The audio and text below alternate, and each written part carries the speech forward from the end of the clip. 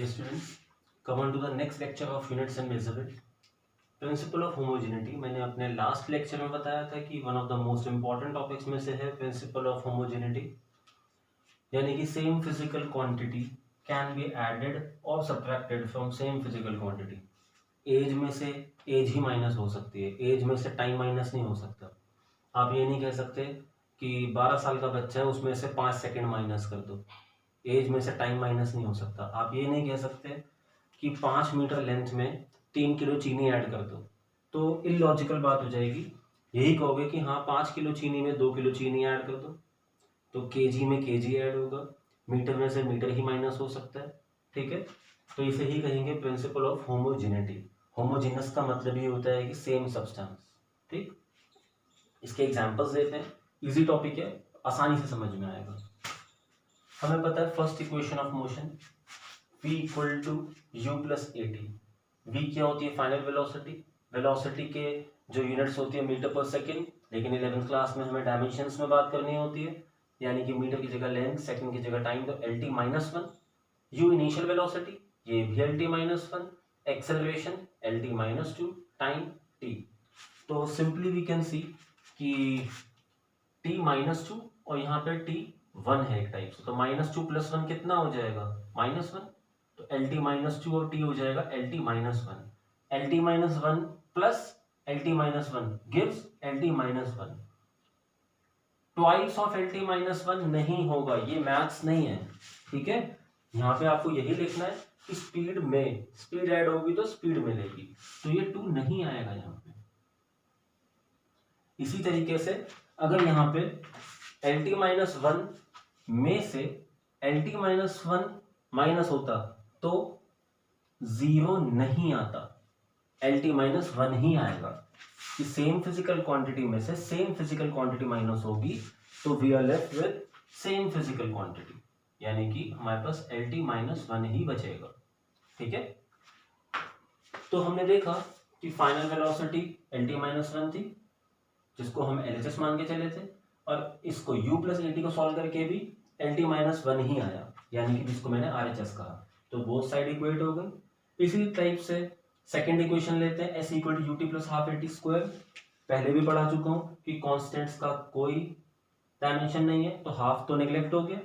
S क्या है? Displacement. Displacement क्या है? लेंथ। यू यानी कि initial velocity L T minus one, T time, A acceleration again L T minus two और टी स्क्वायर यानी कि टाइम का स्क्वायर। टी माइनस टू और टी प्लस टू नलीफाई हो जाएंगे। ठीक, क्या बचेगा? सिर्फ एल। टी माइनस वन और टी के ऊपर कुछ नहीं है तो वन तो होगा, यानी कि माइनस वन प्लस वन यहाँ भी नलीफाई हो जाएंगे। क्या बचा अपने पास? यहाँ बचा सिर्फ L plus L, L plus L. और लेंथ में लेंथ ऐड होगी तो क्या मिलेगी? लेंथ ही मिलेगी। Again L H S R H S equal आ गए। इसी तरीके से थर्ड इक्वेशन भी लेते हैं, final velocity L T minus one, square की जगह स्क्वायर, माइनस की जगह minus, U L T minus one square as it is. Two का कोई मीनिंग नहीं है, आपको बता चुका हूँ ऑलरेडी। एक्सेलरेशन की जगह एल टी माइनस टू और डिस्प्लेसमेंट की जगह एल। तो यहाँ पे देखें, ये स्क्वायर इसके साथ भी है और इसके साथ भी है, ये स्क्वायर इसके साथ भी है, इसके साथ भी है, तो ये हो जाएगा L two T minus two, यहाँ पे भी L two T minus two. तो L two T minus two में से L two T minus two minus होगा, सब्ट्रैक्ट होगा, तो क्या बचेगा? L two T minus two. अभी समझाया सब कुछ। तो सेम फिजिकल क्वांटिटी में से सेम फिजिकल क्वांटिटी माइनस होगी तो सेम फिजिकल क्वांटिटी बचेगी। और यहाँ देखें, एल एक तो ये वाला है और एक एल ये वाला है, तो L one dot L one कितना हो जाएगा? L to.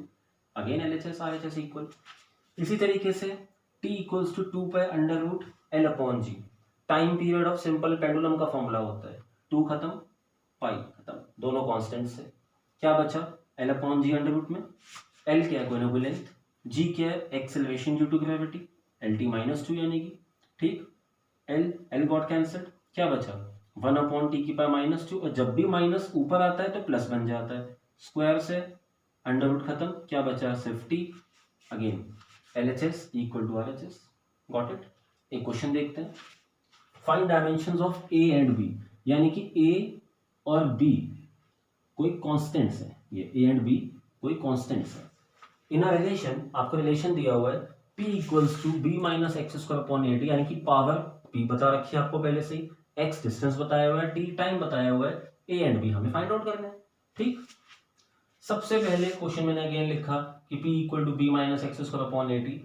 सबसे पहले ध्यान मेरा गया एक्स स्क्वायर पे, जो कि x आपको डिस्टेंस बताया हुआ है और किसी b में से डिस्टेंस का स्क्वायर माइनस हुआ है।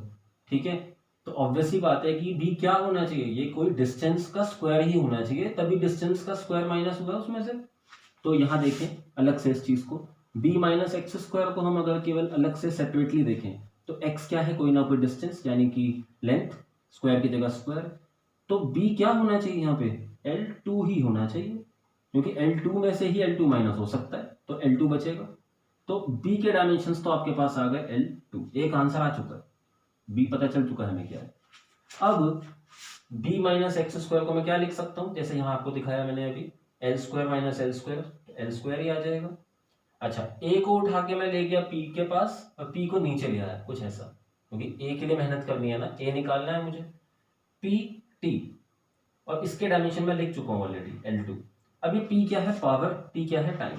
अलग से रफ वर्क में देखते हैं इसको, p इक्वल टू डब्ल्यू अपॉन टी फॉर्मूला हमें पता है, w होता है work done, ml2 t minus 2, time की जगह t, ये t ऊपर पहुंचेगा तो +1, जब ऊपर आएगा तो माइनस हो जाएगा, यानी कि t कितने हो जाएंगे, -3 हो जाएगा, तो ml2 t माइनस 3, t की जगह मैंने लिखा ml2 t माइनस 3, और t क्या है, टाइम। अब ml2 t माइनस 3 और एक t ये वाला, यानी कि ये -3 + 1 क्या हो जाएगा, -2, t माइनस 2, एल स्क्वायर से एल स्क्वायर गॉट कैंसल्ड, क्या बचा 1 upon M T minus 2, M को भी ऊपर लाएंगे टी को भी ऊपर लाएंगे तो कुछ ऐसी कंडीशन आएगी, ये आपके पास क्या आ गए, ए के डायमेंशन आ गए। ठीक, इसी में ही वो आपसे ये भी कह सकता था कि also find a into b. तो जब ए की डायमेंशन आपके पास आ चुकी हैं m -1 t2, ठीक, एंड बी की डायमेंशंस कितनी आ गई थी, L2, तो m-1 L2 T2, तो आपके पास a इंटू बी भी निकल के आ गया। ठीक, बाकी कंटिन्यू करते हैं अभी।